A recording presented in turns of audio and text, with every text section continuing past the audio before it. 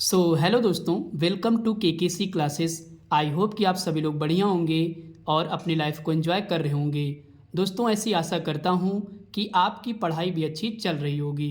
तो दोस्तों, हमारे पास चिराग क्वेश्चन बैंक है, जिससे हम लोग क्या कर रहे हैं, साइंस के प्रीवियस बहुविकल्पी क्वेश्चन सॉल्व कर रहे हैं। ओके दोस्तों, इससे पिछले वाले वीडियो में हम लोग एक टॉपिक सॉल्व कर चुके हैं, जिस टॉपिक का नाम है जीव जनन कैसे करते हैं। दोस्तों, आज के इस वीडियो में हम लोग एक नया टॉपिक सॉल्व करेंगे। आइए दोस्तों, वीडियो की शुरुआत करते हैं। दोस्तों, आज का हमारा जो टॉपिक रहेगा उसका नाम है जैव प्रक्रम। दोस्तों, इसको इंग्लिश में बोलते हैं लाइफ प्रोसेस। दोस्तों, ये टॉपिक मोस्ट इम्पॉर्टेंट है, क्योंकि यहाँ से बोर्ड एग्ज़ाम में हर बार 2 से 3 क्वेश्चन जरूर आते हैं। ओके दोस्तों, तो आइए दोस्तों, हम लोग आज के इस वीडियो में 2 से 3 नंबर पक्के करते हैं। तो दोस्तों, देर न करते हुए चलते हैं अपने क्वेश्चनों पर। आइए दोस्तों, क्वेश्चन नंबर 1 से शुरुआत करते हैं। दोस्तों, हम आपको हर क्वेश्चन के लिए 5 सेकंड का टाइम देंगे। इसके बाद दोस्तों हम आपको आंसर बता देंगे। दोस्तों, आप कमेंट करके बताइए कि आप कितने क्वेश्चन इसमें सही कर पाते हैं। ओके दोस्तों, तो आइए दोस्तों, क्वेश्चन नंबर 1 से शुरुआत करते हैं। दोस्तों, क्वेश्चन नंबर 1 कह रहा है, मानव में निम्न में से कौन उत्सर्जन तंत्र से संबंधित है। आपका ऑप्शन ए है अमाशय, बी है प्लीहा, सी हृदय, डी वृक्क। तो दोस्तों, यहाँ पे टाइम ओवर हो चुका है। यहाँ पे आपका ऑप्शन डी सही है, यानी कि वृक्क, जिसको दोस्तों हम लोग इंग्लिश में क्या बोलते हैं, किडनी बोलते हैं। दोस्तों, उत्सर्जन तंत्र जो होते हैं हमारे शरीर में काम क्या करते हैं, जो भी दोस्तों हानिकारक पदार्थ हमारे शरीर में बनते हैं उनको बाहर निकालने का काम कौन करता है, उत्सर्जन तंत्र करते हैं। ओके दोस्तों, और उत्सर्जन तंत्र में सबसे बड़ा जो अंग है हमारे शरीर का, वो किडनी ही है। ओके दोस्तों, इसके बाद दोस्तों हम लोग चलते हैं क्वेश्चन नंबर 2 पे। तो दोस्तों, क्वेश्चन नंबर 2 कह रहा है, श्वसन प्रक्रम के दौरान ग्लूकोज अणु का पाइरुवेट अणु में विखंडन होता है। ऑप्शन ए है माइटोकॉन्ड्रियल मैट्रिक्स में, बी कोशिका द्रव्य में, सी लाइसोसोम में, डी है केंद्रक द्रव्य में। तो दोस्तों, यहाँ पे टाइम ओवर हो चुका है। यहाँ पे आपका ऑप्शन बी सही है, यानी कि कोशिका द्रव्य में। ओके दोस्तों, एक बार क्वेश्चन फिर समझ लीजिए। श्वसन प्रक्रम के दौरान ग्लूकोज अणु का पाइरुवेट अणु में विखंडन कहलाता है, यानी कि कहाँ पे होता है विखंडन, तो कोशिका द्रव्य में होता है। ओके दोस्तों, ये सारे क्वेश्चन इंपॉर्टेंट हैं, क्योंकि 2025 के लेटेस्ट क्वेश्चन हम लोग सॉल्व कर रहे हैं। ओके दोस्तों, इसके बाद दोस्तों हम लोग चलते हैं क्वेश्चन नंबर 3 पे। दोस्तों, क्वेश्चन नंबर 3 कह रहा है, 6 कार्बन वाले अणु ग्लूकोज का 3 कार्बन वाले अणु पाइरुवेट में विखंडन होता है, यह प्रक्रम होता है। ऑप्शन ए कोशिका द्रव्य में, बी माइटोकॉन्ड्रिया में, सी केंद्रक में, डी डीएनए में। तो यहाँ पे दोस्तों टाइम ओवर हो चुका है। यहाँ पे आपका ऑप्शन ए सही है, यानी कि कोशिका द्रव्य में। ओके दोस्तों, इसके बाद दोस्तों हमारा अगला क्वेश्चन है क्वेश्चन नंबर 4। दोस्तों, क्वेश्चन नंबर 4 कह रहा है, अपोहन संबंधित है। दोस्तों, आपका ऑप्शन ए है पोषण से, बी श्वसन से, सी उत्सर्जन से, डी है परिवहन से। तो दोस्तों, यहाँ पे टाइम ओवर हो चुका है। यहाँ पे आपका ऑप्शन सी सही है, यानी कि उत्सर्जन से। दोस्तों, अपोहन को इंग्लिश में बोलते हैं डायलिसिस। दोस्तों, डायलिसिस क्या होता है, जब दोस्तों किसी व्यक्ति की किडनी खराब हो जाती है, तब दोस्तों कृत्रिम किडनी द्वारा ब्लड को फिल्टर किया जाता है। इसी प्रक्रिया को दोस्तों अपोहन यानी कि डायलिसिस कहते हैं। इसके बाद दोस्तों हमारा अगला क्वेश्चन है क्वेश्चन नंबर 5। दोस्तों, क्वेश्चन नंबर 5 कह रहा है, प्रकाश संश्लेषण के लिए क्या आवश्यक है। दोस्तों, यहाँ पे आपको 4 ऑप्शन दिए गए हैं, आप जज करिए कौन सा आंसर यहाँ पे सही होगा। तो दोस्तों, यहाँ पे टाइम ओवर हो चुका है। यहाँ पे आपका ऑप्शन सी सही है। तो सी में दोस्तों क्या दे रखा है, यानी कि प्रकाश संश्लेषण के लिए क्या आवश्यक है, तो कार्बन डाइऑक्साइड गैस जरूरी है, इसके बाद जल, फिर क्लोरोप्लास्ट एवं सूर्य का प्रकाश। दोस्तों, प्रकाश संश्लेषण क्या होता है, इसको दोस्तों इंग्लिश में बोलते हैं फोटोसिंथेसिस। दोस्तों, प्रकाश संश्लेषण वह प्रक्रिया है जिसके द्वारा पेड़ पौधे अपना भोजन बनाते हैं। ओके दोस्तों, उसे ही हम लोग प्रकाश संश्लेषण कहते हैं। तो उसमें दोस्तों क्या क्या जरूरी होता है? CO2, जल, क्लोरोप्लास्ट एवं सूर्य का प्रकाश। दोस्तों क्लोरोप्लास्ट की जगह पे क्लोरोफिल भी लिखा मिल सकता है। ओके दोस्तों, इसके बाद दोस्तों हम लोग अगला क्वेश्चन करते हैं। अगला क्वेश्चन हमारा है क्वेश्चन नंबर 6। दोस्तों क्वेश्चन नंबर 6 कह रहा है द्वार कोशिकाएं पाई जाती हैं। आपका ऑप्शन ए है फेफड़ों में, बी यकृत में, सी स्टोमेटा में, डी हृदय में। तो दोस्तों यहाँ पे टाइम ओवर हो चुका है।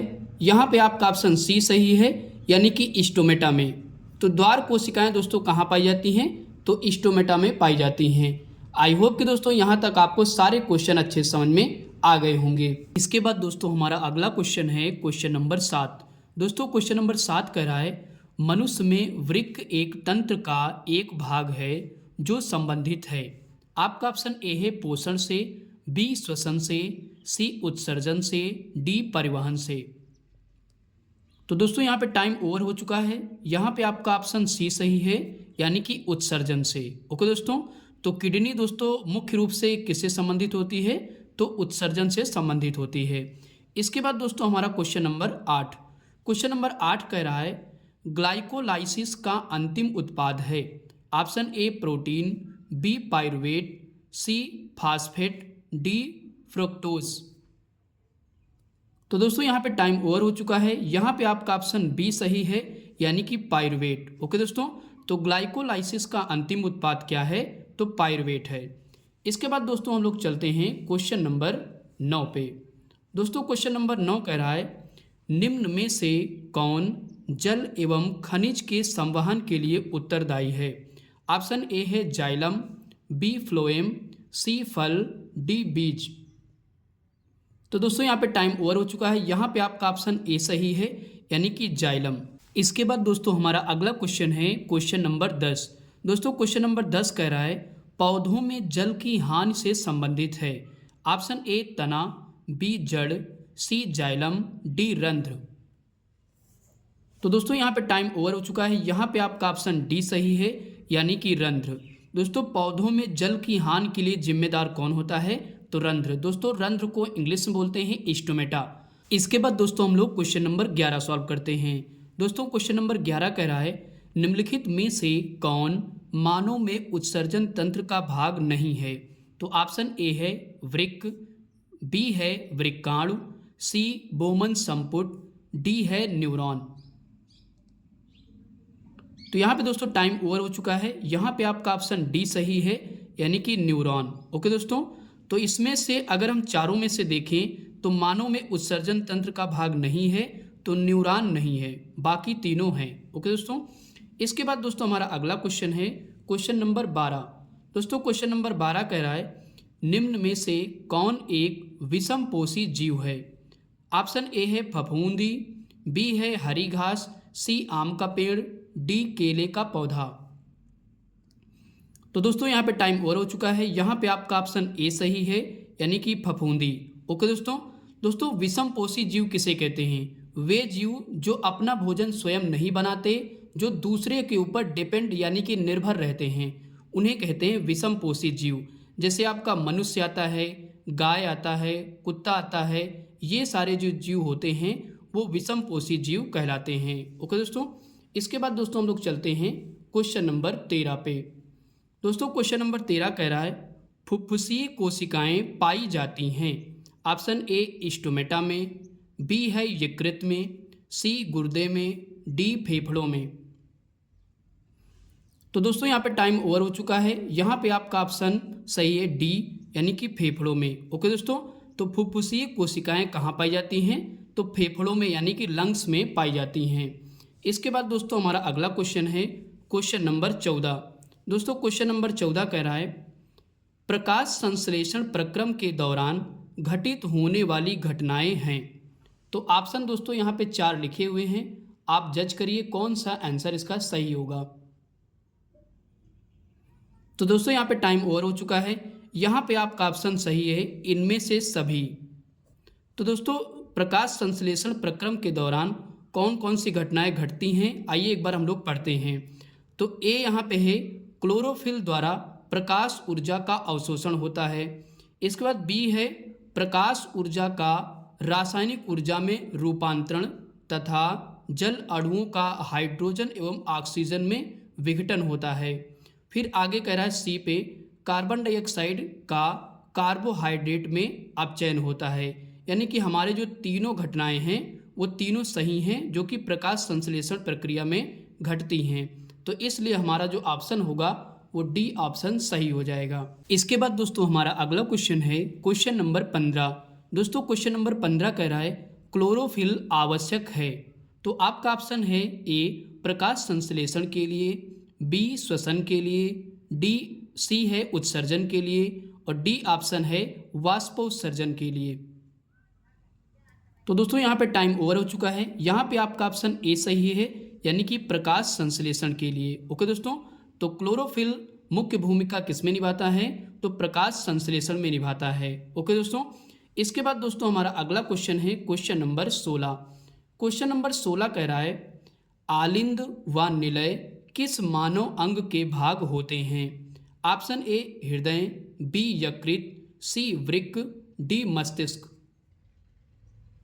तो दोस्तों यहाँ पे टाइम ओवर हो चुका है। यहाँ पे आपका ऑप्शन कौन सा सही होगा? तो आलिंद व निलय जो हैं आपके अंग हैं किसमें के? तो हृदय यानी कि हार्ट के ये अंग हैं। ओके दोस्तों, आई होप कि दोस्तों यहाँ तक आपको सारे क्वेश्चन समझ में आ गए होंगे। इसके बाद दोस्तों हमारा अगला क्वेश्चन है क्वेश्चन नंबर 17। दोस्तों क्वेश्चन नंबर 17 कह रहा है पित्त का संश्लेषण कहाँ होता है? ऑप्शन ए है पित्ताशय में, बी वृक्कों में, सी है यकृत में, डी अमाशय में। तो दोस्तों यहाँ पे टाइम ओवर हो चुका है। यहाँ पे आपका ऑप्शन सी सही है यानी कि यकृत में। ओके दोस्तों, तो पित्त जिसको इंग्लिश में बोलते हैं बाइल जूस, यानी कि बाइल जूस कहाँ से निकलता है? तो यकृत यानी कि लीवर से निकलता है। ओके दोस्तों, इसके बाद दोस्तों हम लोग क्वेश्चन नंबर 18 पे चलते हैं। दोस्तों क्वेश्चन नंबर 18 कह रहा है एक स्वस्थ व्यक्ति में सामान्य रक्तदाब होता है। ऑप्शन ए है 140/80, बी है 120/80, सी है 135/100 और डी है 125/115। तो दोस्तों यहाँ पे टाइम ओवर हो चुका है। यहाँ पे आपका ऑप्शन बी सही होगा यानी कि 120/80। ओके दोस्तों, तो यानी कि एक स्वस्थ व्यक्ति में ब्लड प्रेशर कितना होता है? तो 120 और 80 होता है। ओके दोस्तों, यानी कि 80 क्या है, अगर 80 से नीचे जाएंगे तब लो ब्लड प्रेशर कहलाएगा, 120 से ऊपर जाएंगे तो हाई ब्लड प्रेशर कहलाएगा। ओके दोस्तों, जब दोस्तों ब्लड प्रेशर लो हो जाता है तो हमको खाने में यानी कि पीने में क्या देना चाहिए? तो नमक का घोल देना चाहिए। ओके दोस्तों, जब किसी का ब्लड प्रेशर बढ़ गया है यानी कि 120 से ऊपर चला गया है तब हमको उसको खाने में क्या देना चाहिए? मीठा खाने में देना चाहिए। ओके दोस्तों, ताकि उसका ब्लड प्रेशर घट जाए। इसके बाद दोस्तों हम लोग चलते हैं क्वेश्चन नंबर 19 पे। क्वेश्चन नंबर दोस्तों 19 कह रहा है निम्न में से कौन ऊर्जा का सिक्का या मुद्रा के रूप में जाना जाता है? Option A DNA, B RNA, C है एटीपी, डी है क्लोरोफिल। तो यहाँ पे दोस्तों टाइम ओवर हो चुका है। यहाँ पे आपका ऑप्शन सी सही है यानी कि एटीपी। ओके दोस्तों, तो ऊर्जा का सिक्का या मुद्रा किसे कहा जाता है? तो एटीपी को कहा जाता है। दोस्तों एटीपी का फुल फॉर्म होता है एडिनोसिन ट्राइफॉस्फेट। ओके दोस्तों, इसके बाद दोस्तों हम लोग चलते हैं क्वेश्चन नंबर 20 पे। क्वेश्चन नंबर दोस्तों 20 कह रहा है मनुष्यों में पाचन की शुरुआत किस अंग से होती है? ऑप्शन ए है मुख से, बी यकृत से, सी छोटी आंत से, डी पित्ताशय से। तो दोस्तों यहाँ पे टाइम ओवर हो चुका है। यहाँ पे आपका ऑप्शन ए सही है यानी मुख से होता है। ओके दोस्तों, तो मनुष्य में पाचन की शुरुआत कहाँ से स्टार्ट होती है? तो मुख से होती है। इसके बाद दोस्तों चलते हैं क्वेश्चन नंबर 21 पे। दोस्तों क्वेश्चन नंबर 21 क्या कह रहा है शरीर के बाहर से ऑक्सीजन को ग्रहण करना तथा कोशिकीय आवश्यकता के अनुसार खाद्य स्रोत के विघटन को कहते हैं। ऑप्शन ए उत्सर्जन, बी जनन, सी श्वसन, डी प्रकाश संश्लेषण। तो दोस्तों यहाँ पे टाइम ओवर हो चुका है। यहाँ पे आपका ऑप्शन सी सही होगा यानी कि क्या कहते हैं? तो उसको श्वसन बोलते हैं। ओके दोस्तों, के बाद दोस्तों हमारा अगला क्वेश्चन है क्वेश्चन नंबर 22। दोस्तों क्वेश्चन नंबर 22 कह रहा है पाइरुवेट के विखंडन की प्रक्रिया संपन्न होती है। दोस्तों ये क्वेश्चन दो प्रकार से बना करके पेपर में पूछा गया है, तो आइए दोस्तों दोनों को हम लोग पढ़ लेते हैं। तो पहला हमने पढ़ा था पाइरुवेट के विखंडन की प्रक्रिया संपन्न होती है। दूसरे तरीके से बन सकता है ऑक्सीजन की उपस्थिति में पाइरुवेट का ऑक्सीकरण कोशिका के किस भाग में होता है। ओके दोस्तों, दोनों का एक ही मतलब है। तो आइए दोस्तों ऑप्शन हम देखते हैं क्या सही होता है। ए है कोशिका द्रव्य में होता है, बी माइटोकॉन्ड्रिया में, सी हरित लवक में, या डी केंद्रक में। तो दोस्तों यहाँ पे टाइम ओवर हो चुका है। यहाँ पे आपका ऑप्शन बी सही होगा, यानी कि माइटोकॉन्ड्रिया में। तो पाइरुवेट के विखंडन की प्रक्रिया कहाँ पे संपन्न होती है, तो माइटोकॉन्ड्रिया में संपन्न होती है। इसके बाद चलते हैं हम लोग क्वेश्चन नंबर 23 पे। दोस्तों क्वेश्चन नंबर 23 कह रहा है मनुष्य में वृक्क किस तंत्र से संबंधित है, पोषण, श्वसन, उत्सर्जन, परिवहन। तो ये दोस्तों क्वेश्चन कई बार रिपीट हो चुका है, तो आइए समझते हैं। यहाँ पे दोस्तों आंसर होगा सी, यानी कि हमारा ऑप्शन सी सही होगा। मनुष्य में किडनी किस तंत्र से संबंधित है, तो उत्सर्जन से संबंधित है। इसके बाद दोस्तों हम लोग चलते हैं क्वेश्चन नंबर 24 पे। दोस्तों क्वेश्चन नंबर 24 कह रहा है फ्लोएम का कार्य होता है। तो दोस्तों पेड़ पौधों में फ्लोएम का कार्य क्या होता है। ऑप्शन ए जल व खनिज पदार्थों का परिवहन, बी वाष्पोत्सर्जन, सी खाद्य पदार्थों का स्थानांतरण, डी है उपयुक्त में से कोई नहीं। तो दोस्तों यहाँ पे आपका ऑप्शन सी सही होगा, यानी कि खाद्य पदार्थों का स्थानांतरण। तो दोस्तों हमेशा ध्यान रखिए फ्लोएम का काम क्या होता है। आपको दोस्तों पता है कि हमारे पेड़ पौधों में भोजन कौन बनाता है, तो पत्तियाँ बनाती हैं। तो पत्तियों के द्वारा, यानी कि पत्तियों से फ्लोएम क्या करता है, भोजन को लेता है और पेड़ पौधों के अन्य भागों में पहुँचाने का काम करता है। ओके दोस्तों, इसके बाद दोस्तों हम लोग चलते हैं क्वेश्चन नंबर 25। क्वेश्चन नंबर दोस्तों 25 कह रहा है गुर्दे की इकाई जो उत्सर्जन में भाग लेती है।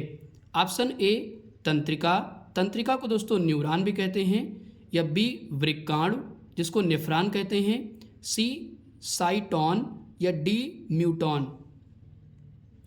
तो दोस्तों यहाँ पे टाइम ओवर हो चुका है। यहाँ पे आपका ऑप्शन बी सही हो जाएगा, यानी कि वृक्काणु जिसको दोस्तों नेफ्रॉन बोलते हैं। यानी कि गुर्दे की कार्यात्मक इकाई क्या होती है, तो नेफ्रॉन ही होती है जो उत्सर्जन में भाग लेती है। ओके दोस्तों, आई होप कि दोस्तों यहाँ तक आपको सारे क्वेश्चन अच्छे समझ में आ गए होंगे। इसके बाद दोस्तों हमारा अगला क्वेश्चन है क्वेश्चन नंबर 26।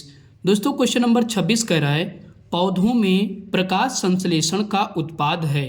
दोस्तों यहाँ पे 4 ऑप्शन हैं और आप इन 4 ऑप्शन को जज करिए कौन सा आंसर इसमें सही होगा।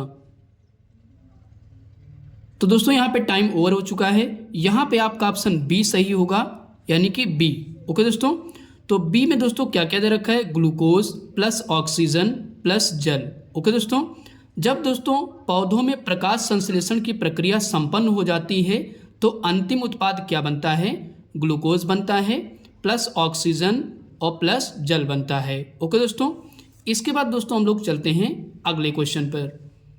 दोस्तों हमारा अगला क्वेश्चन है क्वेश्चन नंबर 27। क्वेश्चन नंबर 27 कह रहा है रक्त दाब मापा जाता है। ऑप्शन ए स्फेग्मोमैनोमीटर द्वारा, बी स्टेथोस्कोप द्वारा, सी है माइक्रोस्कोप द्वारा, या डी है माइक्रोमीटर द्वारा। तो यहाँ पे दोस्तों टाइम ओवर हो चुका है। यहाँ पे आपका ऑप्शन ए सही है, यानी कि ब्लड प्रेशर किससे मापते हैं हम लोग, तो स्फेग्मोमैनोमीटर द्वारा मापा जाता है। इसके बाद अगला क्वेश्चन है question number 28।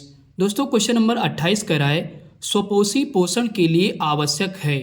Option A carbon dioxide एवं जल, बी क्लोरोफिल, सी सूर्य का प्रकाश, डी उपयुक्त सभी। तो दोस्तों यहाँ पे टाइम ओवर हो चुका है। यहाँ पे आपका ऑप्शन डी सही होगा, उपयुक्त सभी। यानी कि स्वपोषी पोषण के लिए क्या क्या आवश्यक है, तो CO2 एवं जल, क्लोरोफिल और सूर्य का प्रकाश जिसे बोलते हैं सनलाइट। ओके दोस्तों, तो स्वपोषी जीव कौन से होते हैं, जो अपना भोजन स्वयं बनाते हैं उन्हें स्वपोषी जीव कहते हैं, जिसमें दोस्तों सारे हरे पौधे आते हैं। इसके बाद दोस्तों हमारा अगला क्वेश्चन है क्वेश्चन नंबर 29। दोस्तों क्वेश्चन नंबर 29 को दो तरीके से क्वेश्चन बनाया गया है। पहला क्वेश्चन है पादपों में जाइलम का कार्य है, दूसरा है पौधों में जाइलम किसके लिए उत्तरदायी है। दोनों क्वेश्चन दोस्तों अलग अलग सन में पूछे गए हैं। तो दोस्तों यहाँ पे 4 ऑप्शन दिए गए हैं, आप दोस्तों जज करिए कौन सा ऑप्शन सही होगा। तो दोस्तों यहाँ पे टाइम ओवर हो चुका है। यहाँ पे आपका ऑप्शन ए सही है, यानी कि जाइलम क्या करता है पादपों में, पेड़ पौधों में, तो जल का परिवहन करता है। ओके दोस्तों, इसके बाद दोस्तों हम लोग चलते हैं नेक्स्ट क्वेश्चन पे। दोस्तों नेक्स्ट क्वेश्चन हमारा है क्वेश्चन नंबर 30।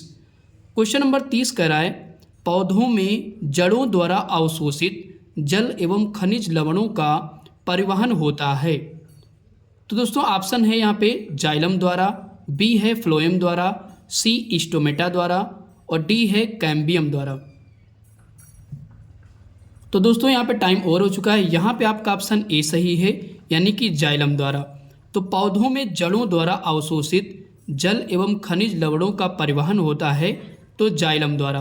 दोस्तों जब भी जल का परिवहन कहेगा तो जाइलम में ही दोस्तों जल छुपा हुआ है, तो आप जाइलम टिक कर देना।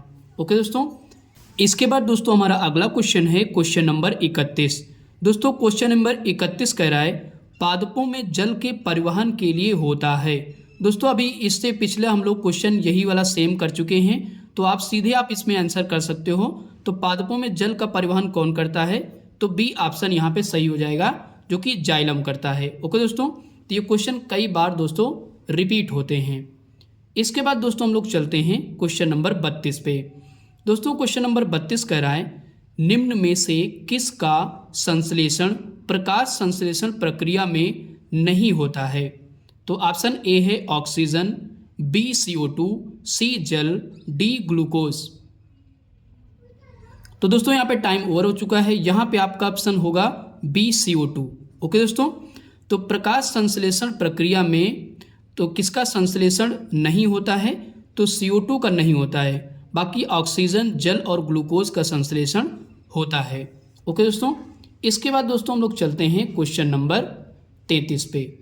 दोस्तों क्वेश्चन नंबर 33 कह रहा है जठर ग्रंथियां उपस्थित होती हैं। तो दोस्तों जठर ग्रंथियां कहाँ उपस्थित होती हैं, ए छोटी आंत में, बी अमाशय में, सी अग्न्याशय में, डी बड़ी आंत में।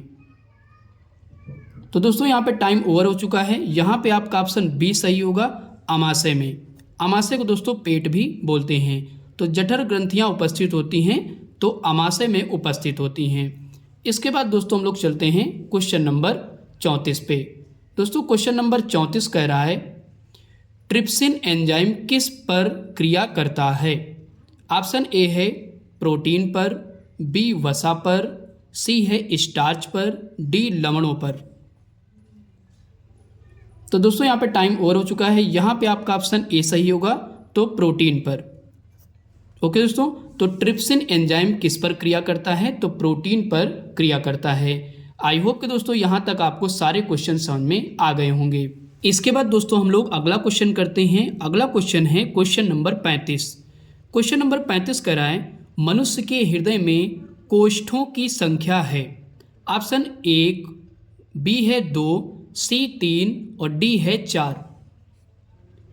तो दोस्तों यहाँ पे टाइम ओवर हो चुका है। यहाँ पे आपका ऑप्शन डी सही होगा, यानी कि 4। ओके दोस्तों, तो मनुष्य के हृदय में कोष्ठकों की संख्या कितनी होती है, तो 4 होती है।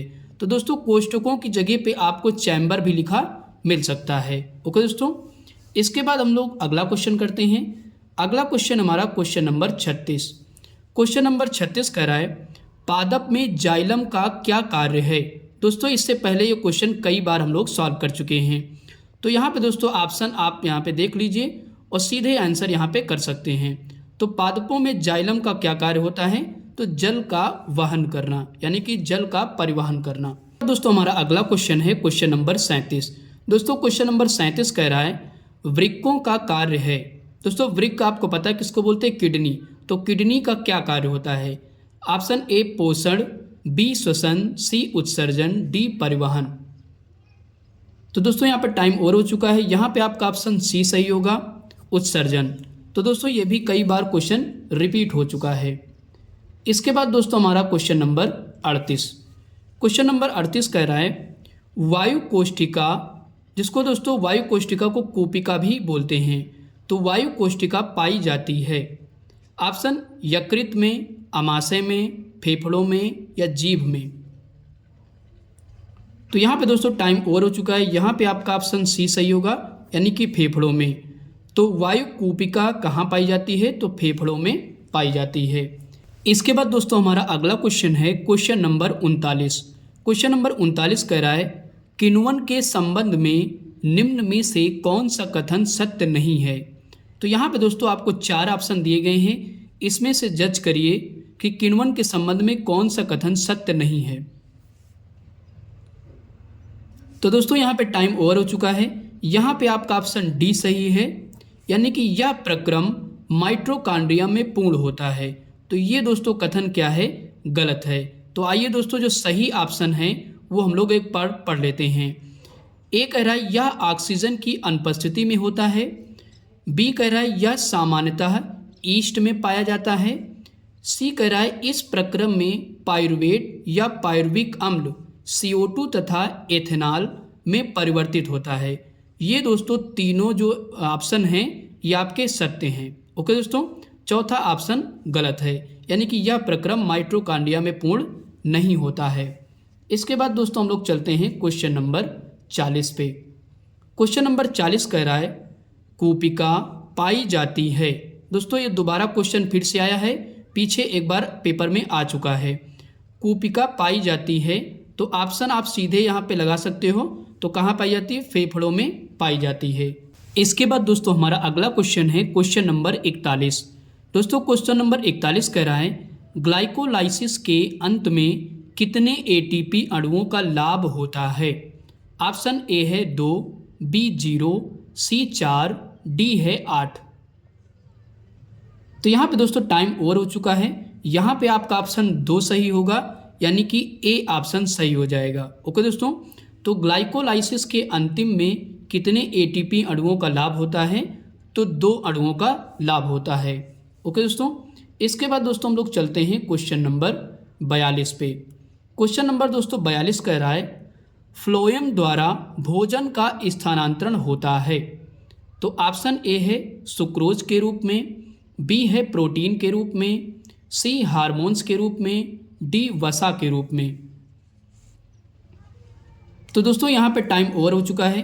यहाँ पे आपका ऑप्शन ए सही है, यानी कि सुक्रोज के रूप में होता है। ओके दोस्तों, तो फ्लोएम द्वारा भोजन का स्थानांतरण किसके रूप में होता है? तो सुक्रोज के रूप में होता है। इसके बाद दोस्तों हम लोग चलते हैं क्वेश्चन नंबर 43 पे। क्वेश्चन नंबर दोस्तों 43 कह रहा है मूत्र का निर्माण होता है। ऑप्शन ए वृक्क में, बी यकृत में, सी प्लीहा में, डी हृदय में। तो दोस्तों यहाँ पे टाइम ओवर हो चुका है। यहाँ पे आपका ऑप्शन ए सही है, यानी कि वृक्क में। ओके दोस्तों, तो मूत्र का निर्माण कहाँ होता है? तो किडनी में होता है। इसके बाद दोस्तों हमारा अगला क्वेश्चन है क्वेश्चन नंबर 44। दोस्तों क्वेश्चन नंबर 44 कह रहा है हरित लवक के स्ट्रोमा में कौन सी क्रिया होती है? ऑप्शन ए है प्रकाशीय अभिक्रिया, बी है अप्रकाशीय अभिक्रिया, सी में है ए और बी दोनों अभिक्रियाएं, या डी में है उपयुक्त में से कोई नहीं। तो दोस्तों यहाँ पे टाइम ओवर हो चुका है। यहाँ पे आपका ऑप्शन बी सही हो जाएगा, यानी कि हरित लवक के स्ट्रोमा में कौन सी क्रिया होती है? तो अप्रकाशीय अभिक्रिया होती है। ओके दोस्तों, आई होप कि दोस्तों यहाँ तक आपको सारे क्वेश्चन समझ में आ गए होंगे। इसके बाद दोस्तों हमारा अगला क्वेश्चन है क्वेश्चन नंबर 45। दोस्तों क्वेश्चन नंबर 45 कह रहा है हीमोग्लोबिन किस में महत्वपूर्ण भूमिका निभाता है? ऑप्शन ए उत्सर्जन में, बी श्वसन में, सी पाचन में, डी वृद्धि में। तो दोस्तों यहाँ पे टाइम ओवर हो चुका है। यहाँ पे आपका ऑप्शन बी सही हो जाएगा, यानी कि श्वसन में। ओके दोस्तों, तो हीमोग्लोबिन जो है मुख्य रूप से भूमिका निभाता है किसमें? श्वसन में। दोस्तों हमेशा ध्यान रखिए हीमोग्लोबिन की जो कमी से कौन सा रोग हो जाता है शरीर में? तो एनीमिया रोग हो जाता है। ओके दोस्तों, इसके बाद दोस्तों हमारा अगला क्वेश्चन है क्वेश्चन नंबर 46। दोस्तों क्वेश्चन नंबर 46 कह रहा है क्लोरोफिल क्या अवशोषित करता है? आपका ऑप्शन ए है जल, बी प्रकाश ऊर्जा, सी है खनिज लवण, डी है ऑक्सीजन। तो दोस्तों यहाँ पे टाइम ओवर हो चुका है। यहाँ पे आपका ऑप्शन बी सही होगा, यानी कि प्रकाश ऊर्जा। ओके दोस्तों, तो क्लोरोफिल किसको अवशोषित करता है? तो प्रकाश ऊर्जा को अवशोषित करता है। दोस्तों क्लोरोफिल किस में पाया जाता है? तो पत्तियों में पाया जाता है, जिसके कारण दोस्तों पत्तियां क्या दिखती हैं? हरी दिखती हैं। ओके दोस्तों, इसके बाद दोस्तों हमारा अगला क्वेश्चन है क्वेश्चन नंबर 47। दोस्तों क्वेश्चन नंबर 47 हम लोग पीछे एक बार कर चुके हैं, यानी कि ये दोबारा क्वेश्चन बोर्ड एग्जाम में आया हुआ है। क्वेश्चन कह रहा है मूत्र निर्माण होता है ऑप्शन ए वृक्क में, बी यकृत में, सी प्लीहा में, डी हृदय में। तो दोस्तों यहाँ पे आपका टाइम ओवर हो चुका है। यहाँ पे दोस्तों ऑप्शन कौन सा सही हो जाएगा? वृक्क, यानी कि किडनी में मूत्र का निर्माण होता है। इसके बाद दोस्तों हम लोग चलते हैं क्वेश्चन नंबर 48 पे। दोस्तों क्वेश्चन नंबर 48 कह रहा है पाइरुवेट के विखंडन से यह कार्बन डाइऑक्साइड, जल तथा ऊर्जा देता है और यह क्रिया होती है। तो ये क्रिया कहाँ होती है दोस्तों? ए है कोशिका द्रव्य में, बी माइटोकॉन्ड्रिया में, सी हरित लवक में, डी केंद्रक में। तो दोस्तों यहाँ पे टाइम ओवर हो चुका है। यहाँ पे आपका ऑप्शन बी सही हो जाएगा, यानी कि माइटोकॉन्ड्रिया में। ओके दोस्तों, एक बार क्वेश्चन फिर से सुन लीजिए। पाइरुवेट के विखंडन से यह CO2, जल तथा ऊर्जा देता है और यह क्रिया होती है। तो कहाँ पे होती है दोस्तों? तो माइटोकॉन्ड्रिया में होती है, जिसको दोस्तों कोशिका का पावर हाउस भी कहते हैं। इसके बाद दोस्तों हम लोग चलते हैं क्वेश्चन नंबर 49 पे। क्वेश्चन नंबर 49 कह रहा है यकृत कौन सा रस स्रावित करता है? तो ऑप्शन ए है लार, बी है जठर रस, सी पित्त रस, डी अग्न्याशयी रस। तो दोस्तों यहाँ पे टाइम ओवर हो चुका है। यहाँ पे आपका ऑप्शन सी सही हो जाएगा, यानी कि पित्त रस। तो यकृत कौन सा रस स्रावित करता है? पित्त रस, जिसको दोस्तों इंग्लिश में बोलते हैं बाइल जूस। इसके बाद दोस्तों हम लोग चलते हैं 50 पे। क्वेश्चन नंबर 50 कह रहा है लसिका में नहीं पाई जाती है। ऑप्शन ए है लाल रुधिर कणिकाएं, जिसको दोस्तों इंग्लिश में बोलते हैं शॉर्ट फॉर्म में RBC, बी है लिम्फोसाइट्स, सी है श्वेत रुधिराणु और डी है उत्सर्जी पदार्थ। तो दोस्तों यहाँ पे आपका टाइम ओवर हो चुका है। यहाँ पे आपका ऑप्शन ए सही है, यानी कि लाल रुधिर कणिकाएं। ओके दोस्तों, तो लसिका में नहीं पाई जाती हैं। कौन नहीं पाया जाता है? RBC नहीं पाई जाती है। बाकी लसिका में पाया क्या क्या जाता है? लिम्फोसाइट्स, WBC जिसको श्वेत रुधिराणु बोलते हैं, और डी उत्सर्जी पदार्थ। ओके दोस्तों, इसके बाद दोस्तों हम लोग चलते हैं क्वेश्चन नंबर 51 पे। दोस्तों क्वेश्चन नंबर 51 कह रहा है जल में घुलनशील विटामिन कौन से हैं? तो दोस्तों यहाँ पे ऑप्शन लिखे हुए हैं, आप जज करके बताइए कौन सा जल में घुलनशील विटामिन है। तो दोस्तों यहाँ पे टाइम ओवर हो चुका है। यहाँ पे आपका ऑप्शन बी सही होगा, यानी कि विटामिन बी और सी जल में घुलनशील विटामिन हैं। ओके दोस्तों, इसके बाद दोस्तों आपके कौन कौन से ऑप्शन बचते हैं? ए, डी, ई, के, यानी कि ये जो विटामिन बचते हैं ये जो हैं वसा में घुलनशील होंगे। ओके दोस्तों, इसके बाद दोस्तों हम लोग अगले क्वेश्चन पर चलते हैं। अगला क्वेश्चन हमारा है क्वेश्चन नंबर 52। क्वेश्चन नंबर 52 कह रहा है डिक्सन और जॉली किससे संबंधित हैं? तो ऑप्शन ए है रसारोहण से, बी परासरण से, सी अवशोषण से, डी विसरण से। तो दोस्तों यहाँ पे टाइम ओवर हो चुका है। यहाँ पे आपका ऑप्शन ए सही है, यानी कि रसारोहण से। तो डिक्सन और जॉली किससे संबंधित होंगे? तो रसारोहण से संबंधित हैं। इसके बाद क्वेश्चन हमारा है क्वेश्चन नंबर 53। क्वेश्चन नंबर 253 कह रहा है शुद्ध रुधिर को शरीर के विभिन्न भागों में ले जाती है। ऑप्शन ए शिराएं, बी महाशिरा, सी दायां निलय, डी महाधमनी। तो दोस्तों यहाँ पे टाइम ओवर हो चुका है। यहाँ पे आपका ऑप्शन डी सही होगा, यानी कि महाधमनी। तो शुद्ध ब्लड को शरीर के विभिन्न भागों में कौन ले जाता है? तो महाधमनी, जिसको दोस्तों एओर्टा भी बोलते हैं। इसके बाद दोस्तों हमारा अगला क्वेश्चन है क्वेश्चन नंबर 54। दोस्तों क्वेश्चन नंबर 54 कह रहा है वह कौन सी शिरा है जिसमें शुद्ध रुधिर प्रवाहित होता है? आपका ऑप्शन ए है पल्मोनरी, बी ग्रीवा, सी पोर्टल सिरा, डी पश्च महासिरा। तो दोस्तों यहाँ पे टाइम ओवर हो चुका है। यहाँ पे आपका ऑप्शन ए सही होगा, यानी कि पल्मोनरी सिरा। ओके दोस्तों, एक बार क्वेश्चन फिर समझ लीजिए। वह कौन सी सिरा है जिसमें शुद्ध रुधिर प्रवाहित होता है? तो पल्मोनरी सिरा। इसके बाद दोस्तों हम लोग चलते हैं क्वेश्चन नंबर 55 पे। क्वेश्चन नंबर दोस्तों 55 कह रहा है, यूरिया को अमोनिया में कौन परिवर्तित करता है? ऑप्शन ए अग्न्याशय, बी यकृत, सी अमाशय, डी वृक्क। तो दोस्तों यहाँ पे टाइम ओवर हो चुका है। यहाँ पे आपका ऑप्शन बी सही है, यानी कि यकृत। तो दोस्तों ध्यान रखिएगा, यूरिया को अमोनिया में कौन परिवर्तित करता है? तो यकृत यानी कि लीवर परिवर्तित करता है। ओके दोस्तों, आई होप कि दोस्तों यहाँ तक आपको सारे क्वेश्चन अच्छे से समझ में आ गए होंगे। इसके बाद दोस्तों हमारा अगला क्वेश्चन है क्वेश्चन नंबर 56। दोस्तों क्वेश्चन नंबर 56 कह रहा है, रुधिर के कितने समूह होते हैं? ऑप्शन ए है 6, बी 2, सी 4 और डी है 8। तो दोस्तों यहाँ पे टाइम ओवर हो चुका है। यहाँ पे आपका ऑप्शन सी सही है, यानी कि 4 होते हैं। ओके दोस्तों, ये पूछ रहा है जो ब्लड ग्रुप होते हैं वो हमारे कितने होते हैं? तो 4 होते हैं। इसके बाद दोस्तों हम लोग चलते हैं क्वेश्चन नंबर 57 पे, यानी कि 57 पे। क्वेश्चन नंबर दोस्तों 57 कह रहा है, बोमेन संपुट भाग है। तो किसका भाग है दोस्तों? यहाँ पे 4 ऑप्शन दिए गए हैं और जज करिए कौन सा आंसर सही होगा।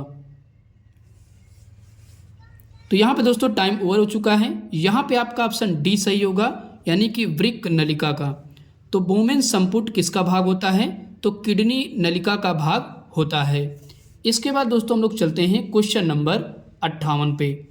दोस्तों क्वेश्चन नंबर 58 कह रहा है, मनुष्य की लार में कौन सा एंजाइम पाया जाता है? ऑप्शन ए है टाइलिन, बी लाइसोजाइम, सी है पेप्सिन, डी टाइलिन तथा लाइसोजाइम दोनों। तो दोस्तों यहाँ पे टाइम ओवर हो चुका है। यहाँ पे आपका ऑप्शन डी सही होगा, यानी कि टाइलिन तथा लाइसोजाइम दोनों प्रकार के एंजाइम जो है लार में पाए जाते हैं। ओके दोस्तों, इसके बाद दोस्तों हम लोग चलते हैं क्वेश्चन नंबर 59 पे। क्वेश्चन नंबर दोस्तों 59 कह रहा है, प्रकाश संश्लेषण क्रिया में ऑक्सीजन गैस निकलती है। तो यहाँ पे दोस्तों 4 ऑप्शन दिए गए हैं, बताइए कौन सा ऑप्शन सही है? तो यहाँ पे दोस्तों टाइम ओवर हो चुका है। यहाँ पे आपका ऑप्शन डी सही होगा, यानी कि जल से। तो प्रकाश संश्लेषण क्रिया में ऑक्सीजन गैस कहाँ से निकलती है? तो जल से निकलती है। इसके बाद दोस्तों हमारा अगला क्वेश्चन है क्वेश्चन नंबर 60। क्वेश्चन नंबर 60 कह रहा है, किस विटामिन की कमी से बेरी-बेरी रोग होता है? तो यहाँ पे दोस्तों 4 ऑप्शन है, बताइए कौन सा सही होगा? तो यहाँ पे दोस्तों टाइम ओवर हो चुका है। यहाँ पे आपका ऑप्शन डी सही होगा, यानी कि विटामिन B1, जिसको विटामिन बी भी कह सकते हो। तो विटामिन बी की कमी से कौन सा रोग होता है? तो बेरी बेरी रोग होता है। इसके बाद दोस्तों हम लोग चलते हैं क्वेश्चन नंबर 61 पे। दोस्तों क्वेश्चन नंबर 61 कह रहा है, शुद्ध रक्त फेफड़ों से कहाँ आता है? तो यहाँ पे दोस्तों 4 ऑप्शन दिए गए हैं, जज करिए कौन सा आंसर सही होगा। तो यहाँ पे दोस्तों टाइम ओवर हो चुका है। यहाँ पे आपका ऑप्शन बी सही है, यानी कि बाएं आलिंद में। ओके दोस्तों, तो शुद्ध रक्त फेफड़ों से कहाँ आता है? तो बाएं आलिंद में आता है। इसके बाद दोस्तों चलते हैं अगले क्वेश्चन पे। अगला क्वेश्चन दोस्तों हमारा है क्वेश्चन नंबर 62। क्वेश्चन नंबर 62 कह रहा है, चर्वणक दंतों की संख्या होती है। तो दोस्तों 4 ऑप्शन है, बताइए कौन सा ऑप्शन सही होगा? तो यहाँ पे दोस्तों टाइम ओवर हो चुका है। यहाँ पे आपका ऑप्शन सी सही है, यानी कि 6 होते हैं। चर्वणक दंतों की संख्या कितनी होती है? तो 6 होते हैं। इसके बाद दोस्तों हमारा अगला क्वेश्चन है क्वेश्चन नंबर 63। दोस्तों क्वेश्चन नंबर जो 63 है इस वीडियो का अंतिम क्वेश्चन है। तो दोस्तों क्वेश्चन कह रहा है, ग्लाइकोलाइसिस की प्रक्रिया संपन्न होती है। इस प्रकार का क्वेश्चन हम पीछे भी कर चुके हैं, तो ये आसानी से आप बता सकते हैं। तो बताइए यहाँ पे 4 ऑप्शन हैं, कौन सा ऑप्शन सही होगा? तो दोस्तों यहाँ पे टाइम ओवर हो चुका है। यहाँ पे आपका ऑप्शन ए सही है, यानी कि कोशिका द्रव्य में। तो ग्लाइकोलाइसिस की प्रक्रिया कहाँ संपन्न होती है? तो कोशिका द्रव्य में संपन्न होती है। तो दोस्तों इस प्रकार हमने 63 क्वेश्चन सॉल्व कर लिए हैं। दोस्तों ये सारे क्वेश्चन मोस्ट इम्पॉर्टेंट हैं। अगर आपको वीडियो अच्छा लगा हो तो लाइक करें और अपने दोस्तों के साथ शेयर करें। Thanks for watching video.